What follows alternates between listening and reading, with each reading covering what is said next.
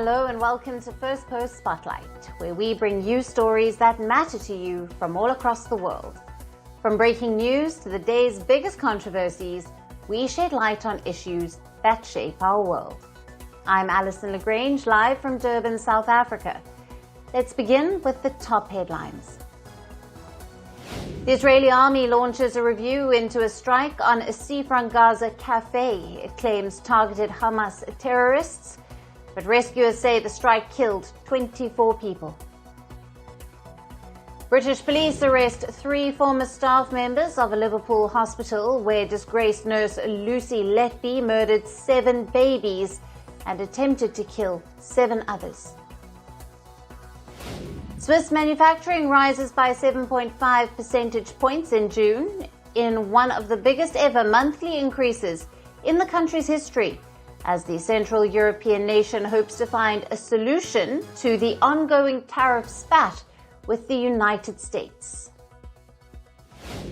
Paris extends the red alert for high temperatures with the top of the Eiffel Tower shut, polluting traffic banned as a searing heat wave grips southern Europe with temperatures going beyond 40 degrees Celsius.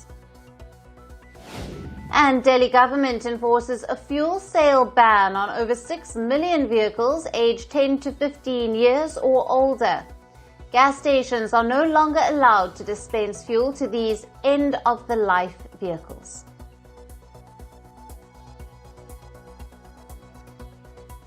Hello and welcome. We begin with the latest from the Indian subcontinent. Banned terror group Jaish-e-Mohammed has resumed its activities from the heart of Pakistan, just weeks after its largest seminary in Bahawalpur was bombed by India under Operation Sindoor. The strikes on Pakistan terror camps were a response to the devastating Pahalgam terror attack. Reports suggest that Jaish has reactivated its facilities, including an on-campus swimming pool, now allegedly being used to train terror recruits. Reports said 4 key Jaish terrorists involved in the 2019 Pulwama attack photographed themselves at the pool just before embarking on a mission to target India, exposing Pakistan's persistent use of state-sponsored terrorism as a strategic tool against New Delhi. What makes this particularly alarming is that the Bahawalpur seminary is under direct control of the Pakistani state. After the 2019 Pulwama terror attack, the provincial government of Punjab officially took over the Jaish-e-Mohammed campus in Bahawalpur. While Islamabad maintains it's merely a religious seminary, the site has repeatedly hosted banned global terrorists, including Hafiz Sayed and Jaish chief Masood Azhar. Now, beyond Bahawalpur, reports suggest that Pakistan is also rebuilding multiple terror launch pads in Pakistan-occupied Kashmir. At the same time, Pakistani intelligence agencies are said to be dismantling larger terror training facilities and replacing them with smaller, dispersed camps, a tactical move designed to avoid mass casualties in the event of another Indian airstrike. This surge in redevelopment of the terrorist infrastructure coincides with the fresh remarks from Pakistan's Army Chief Field Marshal Asim Munir, who has once again voiced support for anti-India terror outfits. Speaking over the weekend, Munir not only justified cross-border terrorism in Jammu and Kashmir, but reiterated that Islamabad will continue backing such elements. The speech was strikingly similar to the one he delivered just a week before the Pahalgam attack, when he called Jammu and Kashmir Pakistan's so-called jugular vein. Now, even as Pakistan continues to keep up with its reputation as the subcontinent's prime terror exporter, India, now the world's 4th largest economy, is stepping up its global campaign against terrorism. Ahead of the Quad Foreign Ministers meet in Washington, D.C., India's External Affairs Minister Dr. S. Jaishankar reinforced New Delhi's zero-tolerance stance. He pointed to India's swift response to the Pahalgam attack, underscoring a broader anti-terror doctrine, under which Prime Minister Narendra Modi has stated that Operation Sindoor has merely been halted, not concluded. 5 weeks ago, the United Nations Security Council issued a strong condemnation of a particularly horrific act of terrorism in Paetongtarn. It demanded that its perpetrators be held accountable and brought to justice. The world must come together on some basic concepts: no impunity to terrorists, no treating them as proxies, and no yielding to nuclear blackmail. Any state sponsorship must be exposed and must be countered. फिर दोहरा रहा हूं, हमने पाकिस्तान के आतंकी और सैन्य ठिकानों पर अपनी जवाबी कार्रवाई को अभी सिर्फ स्थगित किया है। आने वाले दिनों में हम पाकिस्तान के हर कदम को इस कसौटी पर मापेंगे कि वो क्या रवैया अपनाता है। With Islamabad reigniting its terror apparatus under the veil of deniability and India underlining that its threshold for provocation has changed, the question now looms large. Will India strike Pakistan again if Islamabad continues down this path of state-sponsored terrorism? And now on to developments from Thailand. The country's political stability has once again been rocked, this time by a double blow to its most famous Shinawatra political dynasty. In a stunning turn of events, Thai Prime Minister Paetongtarn Shinawatra has been suspended from office. This after the country's constitutional court accepted a case alleging that she violated prime ministerial ethics. The Thai court said in a 7-2 decision that she would be suspended from the office effective immediately until an investigation on her conduct is concluded. The decision from the Constitutional Court is out. I respectfully accept the court's decision, and from this moment, I will cease performing my duties. I do not know for how long, but there will be a 15-day period to provide clarification. The suspended Prime Minister has 15 days to respond and will remain in the cabinet as a new Culture Minister. The Thai Deputy Prime Minister will take over in a caretaker capacity. At the heart of the crisis is a leaked phone call from last month in which the now suspended Thai Prime Minister referred to Cambodia's strongman Hun Sen as uncle. She allegedly implied that her own country's military leader as an opponent. The leak came just weeks after a deadly border clash between the Thai and Cambodian militaries. The aftermath was swift. A key coalition partner walked out of the Shinawatra government, taking 69 seats and leaving the government in peril.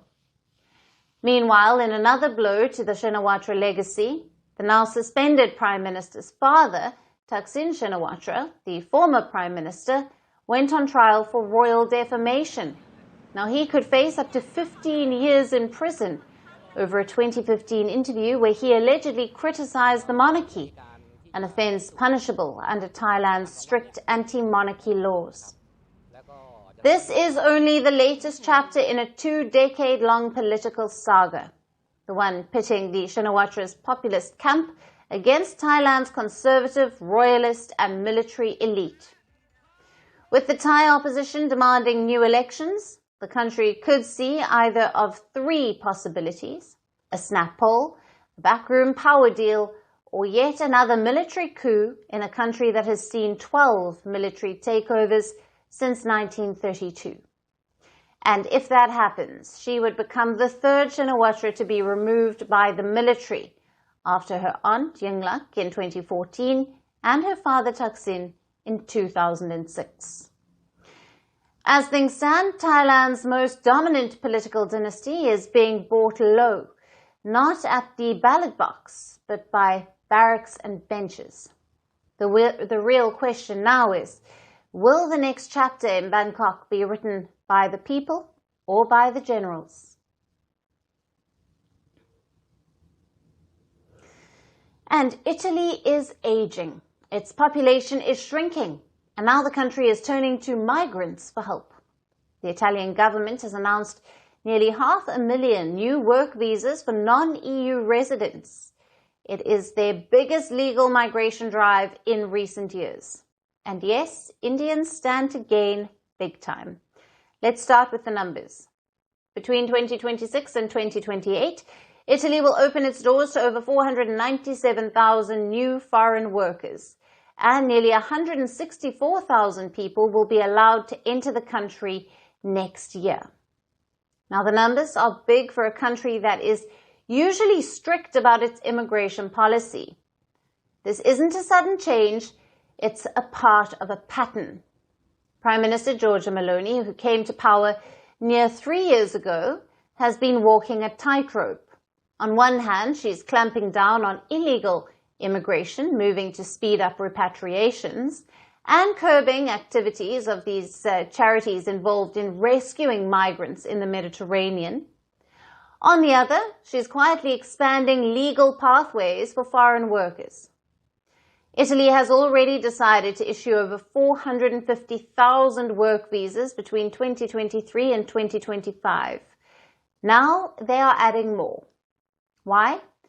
The country is shrinking, literally. In 2024, there were 281,000 more deaths than births. Now, Italy's total population fell by 37,000. Their birth rate, the lowest since Italy became a unified country. 370,000 babies were born in 2024, and that's a 16th straight decline. It doesn't stop here. The fertility rate, which measures how many children a woman has on average, is 1.18. They need 2.1 to maintain a stable population. And without enough people, the country's economy comes at risk. Food production, industries, everything depends on workers. Moreover, according to research by a think tank, Italy would have to take at least 10 million immigrants by the year 2050 to counter its shrinking population. For India, this is a huge opportunity. Indians are already among the top migrant groups in Italy. Italy's agriculture lobby, Coldiretti, welcomed the recent decision. They say that allowing migrant workers inside is essential to keeping the food supply going. And this is not just Italy. This is happening across the globe. In Germany, the government is attracting skilled professionals through an opportunity card program. France started offering talent passport visa that allows extension of France residence permits for skilled professionals. Portugal has launched short-term, seasonal and long-term visa options to address labour shortages. In Asia, Japan announced that it will ease restrictions on startup visas for overseas entrepreneurs who are planning to set up businesses in Japan. Australia has also unveiled the first work and holiday visa policy for Indians. This one-year visa offers Indians under 30 the opportunity to enjoy an extended holiday while also working or studying in a short-term basis. As the world's richest nations battle a workforce crisis and turn to workers from foreign lands, the question remains, will they open their doors wide enough? And that's all we have on the show for today. We will see you again tomorrow at the same time. Thank you for watching. Stay tuned to Firstpost. From breaking news to the day's biggest controversies, shedding light on the world's top headlines, detailed analysis on the stories that matter the most to you. Catch it all on Spotlight at 6 p.m. India time and 12:30 GMT, only on Firstpost.